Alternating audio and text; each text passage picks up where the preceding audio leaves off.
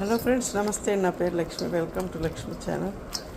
ఇది వరలక్ష్మి వ్రతంకి మిగిలిపోయిన శనగలు, అరటిపళ్ళు,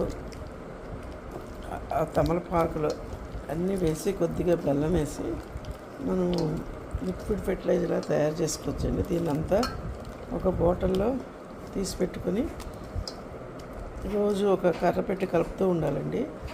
తర్వాత 1 వీక్ తర్వాత పర్మనెంట్ అయిన తర్వాత దీన్ని మొక్కలకి వాటర్లో డైల్యూట్ చేసుకుని ఇచ్చుకుంటే పువ్వులు చాలా బాగా పూస్తాయండి.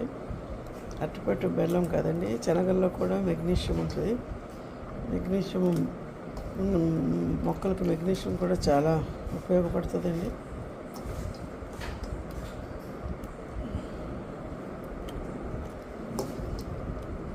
ఇది బాగా పర్మనెంట్ అయినాక ఒక 1 వీక్ తర్వాత మళ్ళీ